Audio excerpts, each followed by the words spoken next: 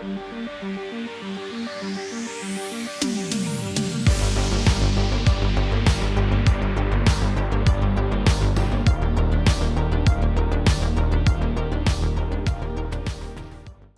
excited to be moderating this panel between two of my favorite people working in AI. I'm Brittany. I'm a principal at CRV, which is an early stage venture capital firm investing primarily in seed and Series A startups. Chris, why don't you give us a little bit about yourself? My name's Chris. I'm currently the CTO at Prefect. We're a workflow orchestration company. We build a workflow orchestration dev tool and sell an orchestration, remote orchestration as a service. Little background, so I started kind of my journey into startup land and eventually AI and data. Got a PhD in math focused on non-convex optimization, which I'm sure a lot of people here are into. And then eventually, data science and then into the kind of dev tool space, which is where I'm at now. Awesome. And Brian, fill us in on your side. I'm Brian. I lead AI at Hex. Hex is a data science notebook platform, sort of like the best place to do data science workflows. I was going to say I started my journey by getting a math PhD, but he kind of already took that one. It's kind of awkward. Yeah, I've been doing data science and machine learning for about a decade, and currently find myself doing AI, as they call it these days. Awesome. So both of you are at relatively early stage startups. And as we all know, early stage startups have a number of competing priorities, everything from hiring to fundraising to building products. And one might say it would be a lot to kind of take a moment and just say, what is this AI thing? What the fuck do we do with this? And so I'm wondering, how did you decide that AI was something that you really needed to invest in when you already had established business, growing well, lots of users, lots of customers, presumably placing a lot of demands on your time. So Chris, I would love to hear from you on how you guys thought about that choice. Yeah, so there are a couple of different dimensions to it for us. So we are, a workflow orchestration company, and our main user persona are data engineers and data scientists, but there's nothing inherent about our tool that requires you to have that type of use case. And so one dimension for us is, right, we assumed that a big component of AI use cases were going to be data-driven, right? Like semantic search or like retrieval, summarization, these sorts of things. So we wanted to make sure that we had a seat at the table to understand how people were productionizing these things, and like, were there any new ETL considerations when you're moving data between maybe vector databases or something? So that was one thing.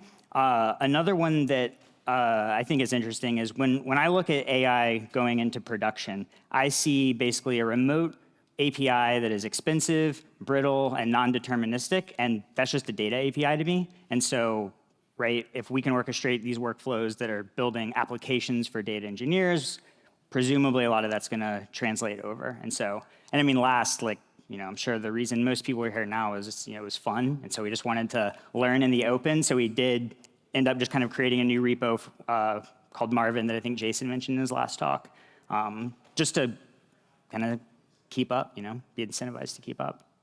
And Brian, you were literally brought on board to Hex to focus on this stuff. Would love to hear more about how that decision was made and how you've spent your time on it. Yeah, I think a couple of things. One is that data science is this unique interface between sort of like business acumen, creativity, and pretty difficult sometimes programming. And it turns out that the opportunity to unlock more creativity and more business acumen as part of that workflow is a really unique opportunity. I think a lot of data people, the favorite part of their job is not remembering matplotlib syntax. And so the opportunity to sort of take away that tedium is a really exciting place to be. Also, realistically, any data platform that isn't integrating AI is almost certainly going to be dooming themselves to the now. And it'll be table stakes pretty soon. And so I think missing that opportunity would be pretty criminal. Yeah, I totally agree with that. So you decided that you were going to go ahead and do this. You were going to go all in on AI. What criteria did you evaluate when you were determining how you were going to build out these features or products? Did you optimize for how quickly you could get to market, how hard it would be to build, ability to work within your existing resources? What criteria did you consider when you were saying, okay, this is how we're actually going to take hold of this thing? So for us, I guess there's two different angles. There's the kind of just pure open source Marvin project. Not, it is a product, but not one that we sell, just one that we maintain. And then we do have some AI features built into our actual core product. And I think they have slightly different success criteria. So for Marvin, it's mainly just getting to see how people are experimenting with LLMs and just talking to users directly, right? It just kind of gives us that avenue and that audience. And so that's just been really useful and insightful for us. So we just get on the phone. I mean, our head of AI talks to users at least, a couple times a day. And then for our core product, so one way that I love to think about DevTools and think about what we build is failure mode. So I like to think of choosing tools for what happens when they fail. Can I quickly recover from that failure and understand it? And so a lot of our features are geared towards that sort of kind of discoverability. And so for AI, it's kind of the same thing. It's like quick error summaries shown on the dashboard for quick triage, and then measuring success there is relatively straightforward, right? It's like how quickly are users kind of getting to the pages they want, and how quickly are they debugging their workflows. So very quantifiable. Yeah, would love to hear from you too. Yeah, my team's charter is relatively simple. It's make using Hex feel magical. And so ultimately, we're constantly thinking about sort of what the user is trying to do in Hex during their data science workflow and making that as low friction as absolutely possible and giving them more enhancement opportunities. So a simple example is, I don't know how many times y'all have had a very long SQL query that's made up of a bunch of CTEs and it's a giant pain in the ass to work with. So we build an explode feature. It takes a single SQL query, breaks it into a bunch of different cells, and they're chained together in our platform. This is such a trivial thing to build, but it's something that I've wanted for 8 years. I've done this so many times, so annoying. And so thinking like that makes it really easy to make trade-offs in terms of what is important and what we should focus on. And so in terms of how we think about, where our positioning is, it's really just how do we make things feel magical and feel smooth and comfortable. And how did you reallocate resources beyond, they obviously hired you. That was a great step in the right direction. But what else did you do to actually get up and running in terms of operationalizing some of this stuff? Yeah, I think we kept things pretty slim, and we continue to keep things pretty slim. We started with one hacker. He built out a very simple prototype that seemed like it showed promise. And then we started building out the team. We scaled the team to a couple people, and we've always remained as slim as possible while building out new features. These days, I have a roadmap long enough for 20 engineers, and we continue to stay around 5, and that's not an accident. Basically, ruthless prioritization is definitely an advantage. And Chris, you guys wound up hiring a guy as well, right? Yeah, we hired a great guy. His name's Adam. So he definitely owns most of our AI, but also anyone at the company that wants to participate. And so there was one engineer that got really into it and is, for all intents and purposes, is effectively switched to Adam's team and is now doing AI full time. Yeah, so you guys are really dedicating a lot to solving this problem, including the hiring of 2 people, one on your side and one on Bryan's. So presumably you're going to be looking for a return on that investment. So how do you think about what a successful implementation of an AI-based feature or product looks like?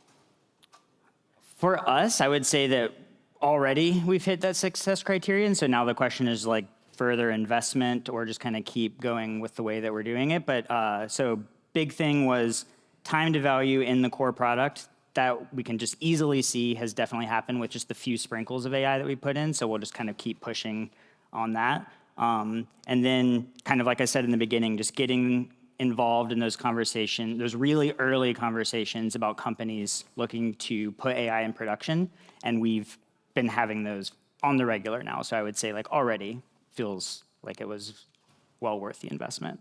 What about you guys? You obviously just had a big launch the other day too. Curious how you thought about success for that. Yeah, once again, it's sort of how frequently do our users reach for this tool? Ultimately, Magic is a tool that we've given to our users to try to make them more efficient and have a better experience using Hex. And so if they're constantly interacting with Magic, if they're using it in every cell and every project, then that's a good sign that we're succeeding. And so to make that possible, we really have to make sure that Magic has something to help with all parts of our platform.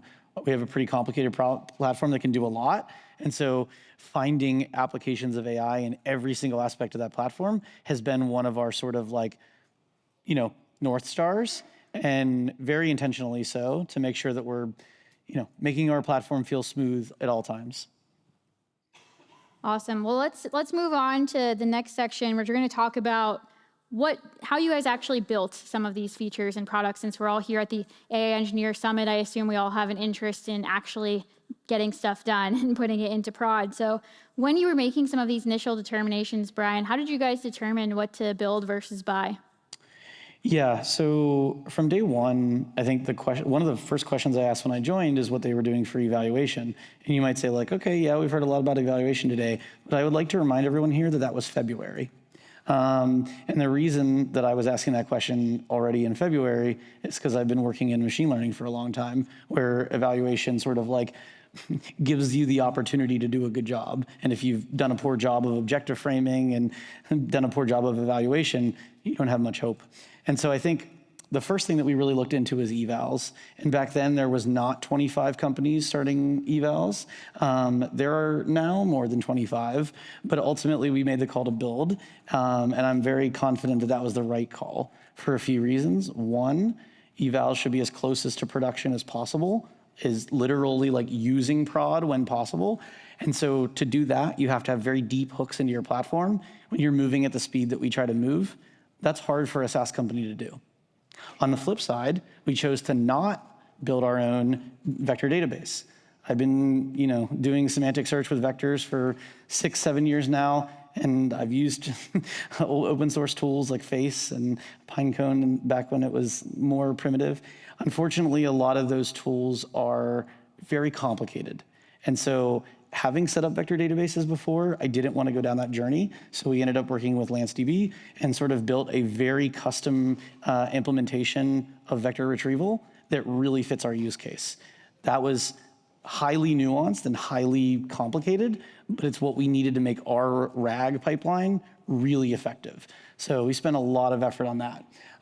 So ultimately, just sort of, where is the complexity worth the squeeze? Totally. And Chris, what about you guys? How did you do that? So I have a couple of different kind of things that we decided on here, and some of which are still in the works. Vector databases, 1,000,000% agree with that. Like, we would never build our own. We haven't had as much need of one, I think, as Hex, but we've done a lot with both Chroma and with Lance, but neither in production yet.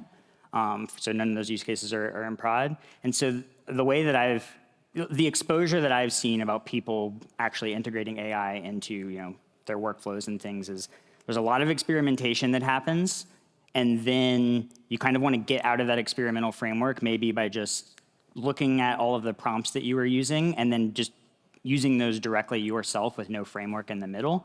And then once you're kind of in that mode, like I was saying before, like you're just, at the end of the day, you're interacting with an API, and there's lots of tooling for that. And so I kind of see a lot of the decisions, at least that we had to confront on build versus buy, is like, it's another just kind of tool in our stack. Do we already have the sufficient dev tooling to support it, make sure it's observable, monitorable, and all this? And we did, so we didn't do any buying. It was all build.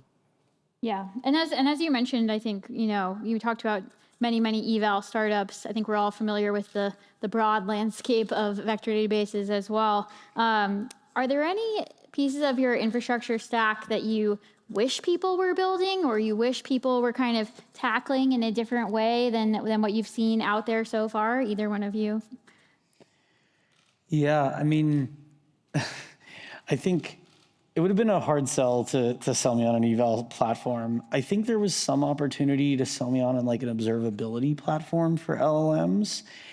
I've looked at quite a few, and I will admit to being an alumni of Weights and Biases, so I have some bias. But that being said, I think there is still a golden opportunity for a really fantastic like experimentation plus observability platform. One thing that I'm watching quite carefully is Rivet by Ironclad. It's an open source library, and I think the way that they have approached the experimentation and iteration is really fantastic, and I'm really excited about that.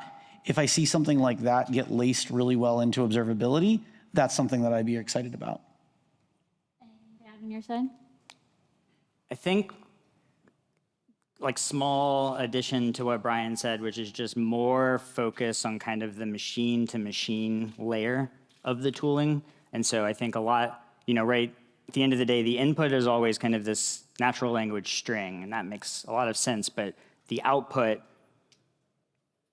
making it more of a guaranteed typed output, like with function calling and other things, I think is one step in the journey of integrating AI actually into back-end processes and machine-to-machine processes. And so any focus in that area is where, my interest gets piqued for sure. Yeah, totally.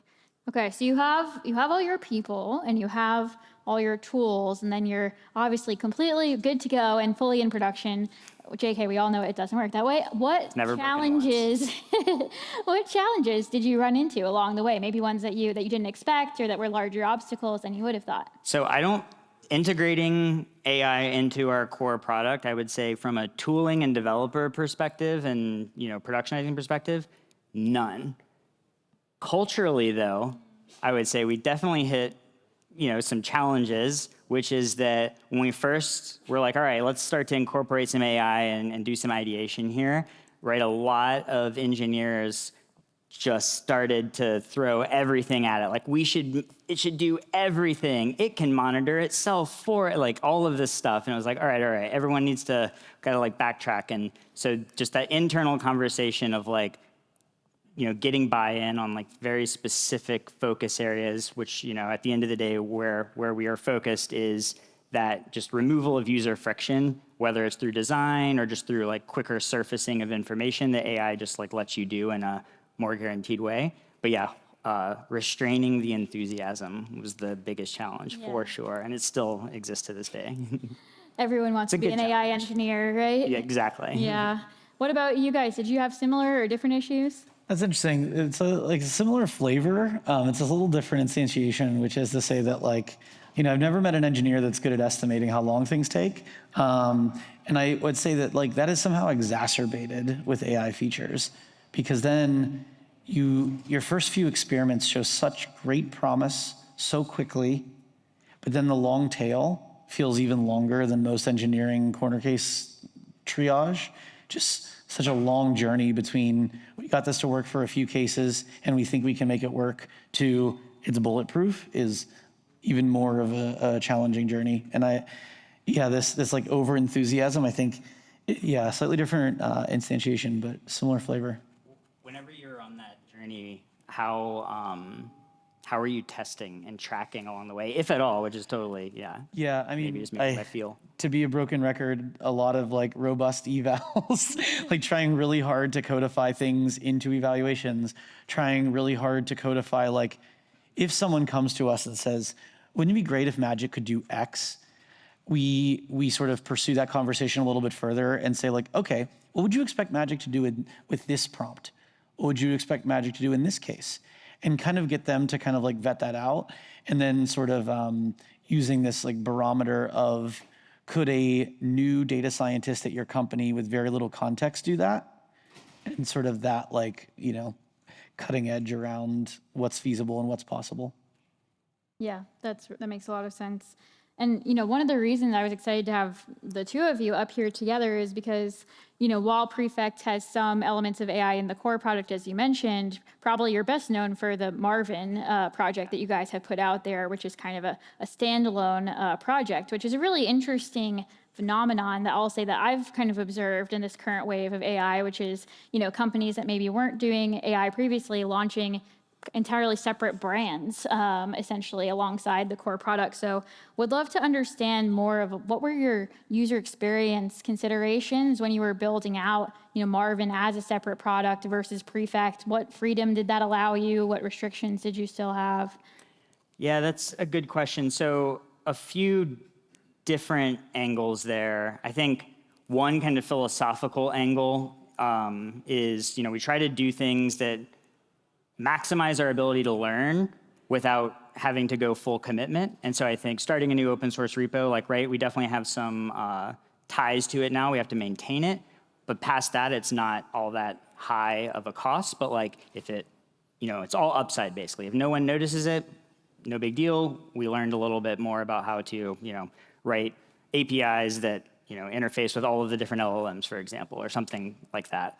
Or if it does take off, which it basically did for us, we got to meet all these new people who are working on interesting things like AI and data adjacent.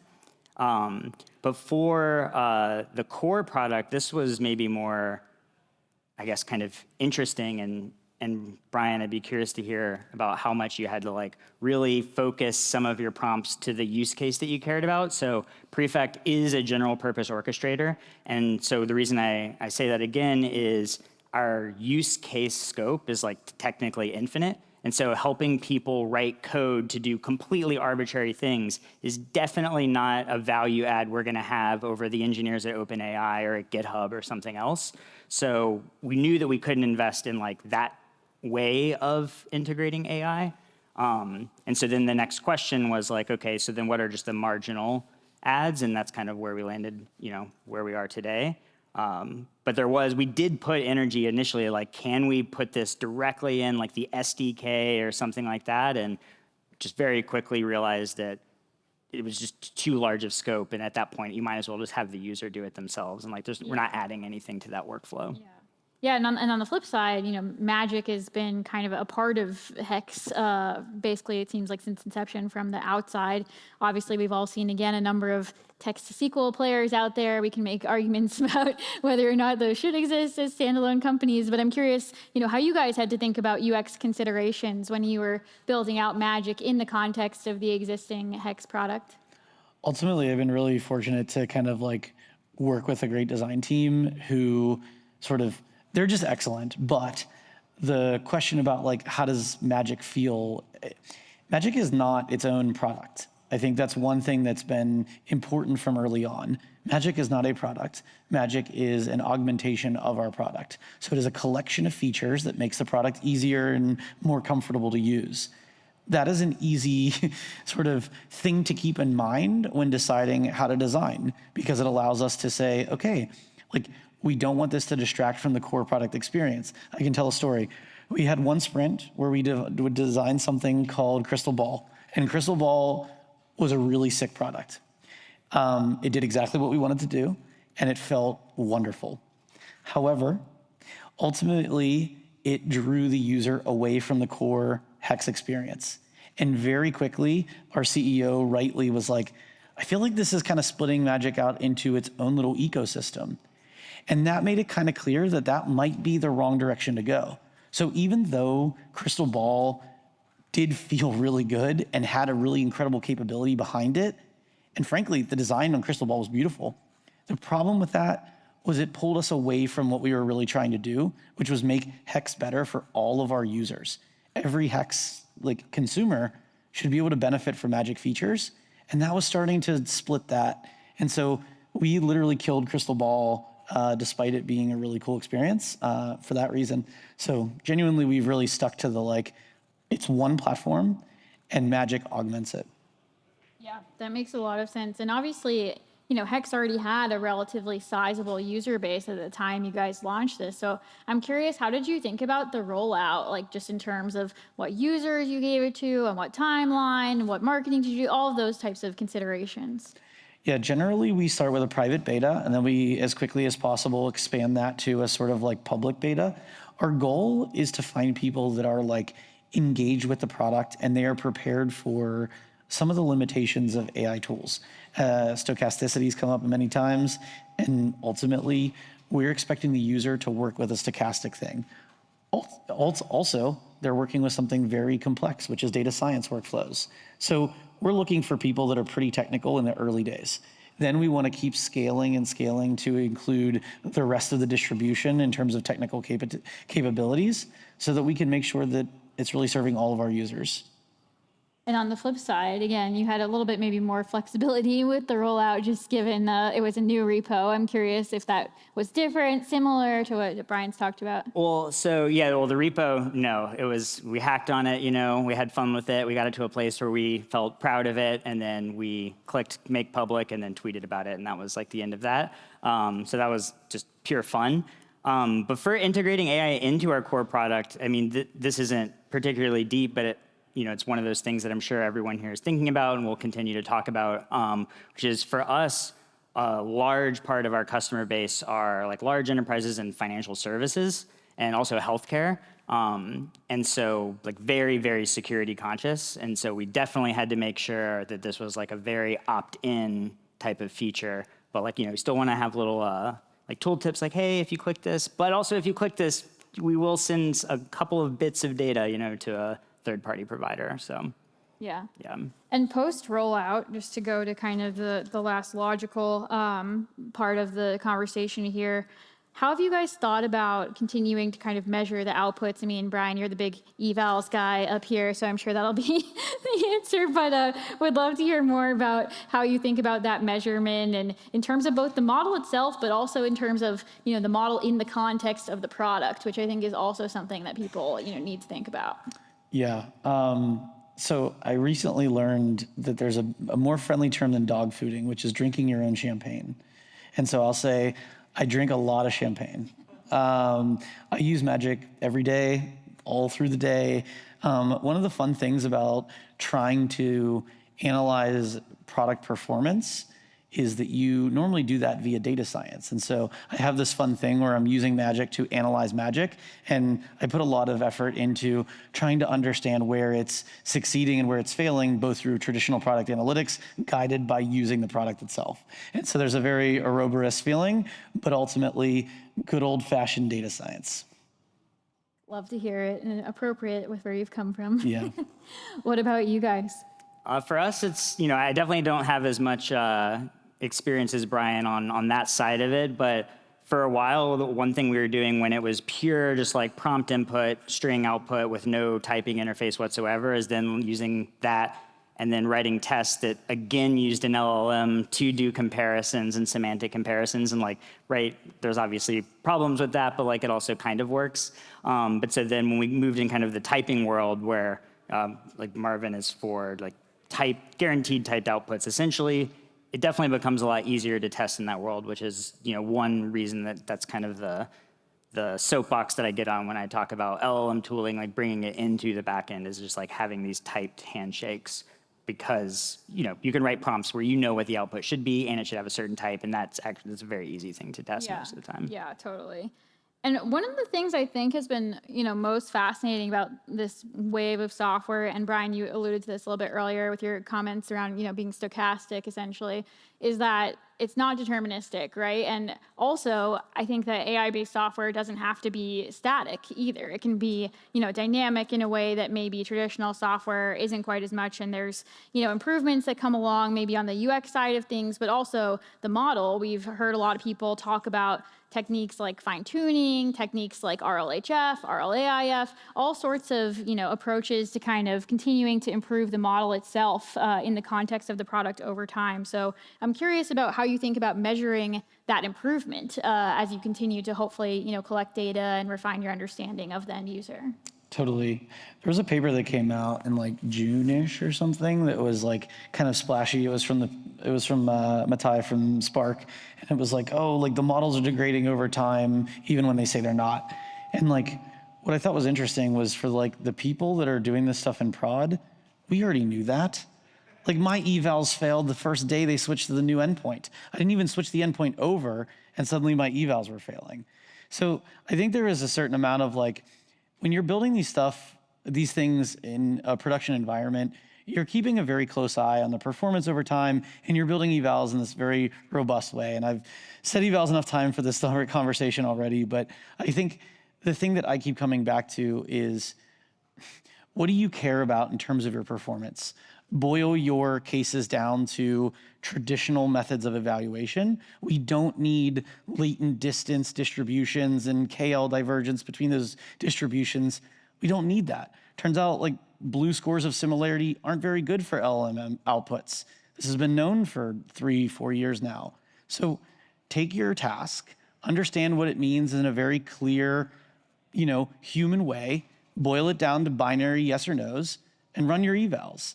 And to the people that say like, my task is too complicated, I can't tell if it's right or wrong, I have to use something more latent, I would challenge you to try harder. The tasks that I'm evaluating are quite nuanced and quite complicated. And it hasn't always been easy for me to come up with binary evaluations, but you keep hunting and you eventually find things. You talked about type checking and you talk about like type handshakes. And that's something that like a lot of people in ML have been preaching the gospel of composability for 5 years now. These are not new ideas. They're just maybe new to some of the people that are thinking about evals today. Yeah. Well, so moral of the story is try harder, essentially. That's what I'm Yeah. going to take away from that. Chris, did you have anything to add there? I think the only thing I'd add is I don't have much take on actually how someone should do it or what they could consider, but I think you just described a highly non-deterministic, very dynamic experimentation workflow, and like those are the sorts of things that just like our core product is meant for, and so like experimenting with those, like just knowing the structure of them is maybe the best way to say it, is what fascinates me more than the actual like details of what metrics you might be using. Yeah. Well, I think the other reason I was really excited to do this panel is because we have kind of maybe two sides of the same coin as it relates to being an AI engineer here, right? One person coming from more of a traditional ML background, one person coming from more of a traditional engineering background, and both of you building these AI-based products. So I wanted to give you a second if you have any last questions to ask of each other. Yeah. So you work in this like data workflow space, and like I've thought a lot about composability and like data workflows, and I've long been a fan of sort of like workflow-centric ML. And so what I'd love to hear is sort of like when you think about building these agent pipelines, which are starting to get more into the like DAGs and the sort of like structured chains of response and request. What is the like one thing that like every AI engineer building agents should know from your sphere that'll make it easier for them to build agents? So, that's a really good question. I think the main thing is something that I kind of alluded to earlier, which is think about failure modes. I think that is the biggest thing. So like runaway processes, capturing potential oddities in outputs or inputs as early as possible with some observability layer.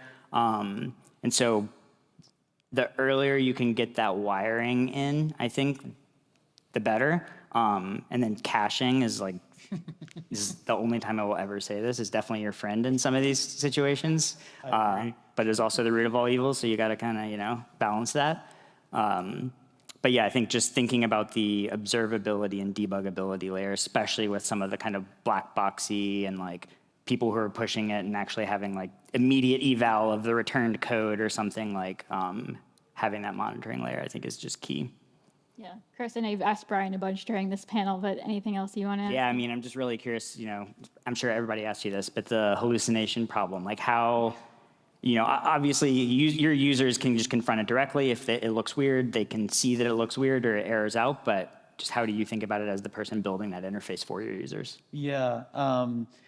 Someone recently asked me for like references on hallucination, and I was like, what are some good references on hallucination? And I Googled around, and I found that generally the advice that people are giving is to fix hallucination, basically rag harder, just like make a better retrieval augmented pipeline. And when I sat down and I looked at myself, I was like, honestly, that's like kind of how we solved it. Like our reduction in hallucination for Magic, which is not an easy problem, was that we had to think a little bit more carefully about retrieval augmented generation. And in particular, the retrieval is not something that you'll find in any book, even the book that I just published. Like even in there, I don't talk about this particular retrieval mechanism, but it took us some additional thinking, but we got there. Yeah. So again, moral of the story, try harder. Yeah, Always. just think carefully. Yeah. All right. Last thing, just to wrap up, what is your hot take of the day for the closing out the AI Engineer Summit today? Definitely stop building chat interfaces. I think chat is a product, AI is a tool, and so finding ways to, once again, I know I've said this before, but like improve on the machine-to-machine interfaces so that developers can actually benefit and use AI more directly as opposed to building chat everywhere. Love that. Mine is a little bit mean-spirited, and so I apologize in advance. I think a lot of the work that's in front of you as you're building out AI capabilities is going to be incredibly boring. And I think you should be prepared for that. The capability is really exciting. The possibilities are amazing. And it's always been like this in ML. The journey feels very tedious. It's worth it in the end. It's so fun, but there's a lot of data engineering work in front of you, and I think people haven't yet appreciated how important that is. Yeah, no, I think it's very real and very fair take as all of us try to start hopefully moving into production with a bunch of this stuff. That's where the rubber meets the road, right? Well, that's all for us, I think. Thank you so much, the two of you, for coming up here with me.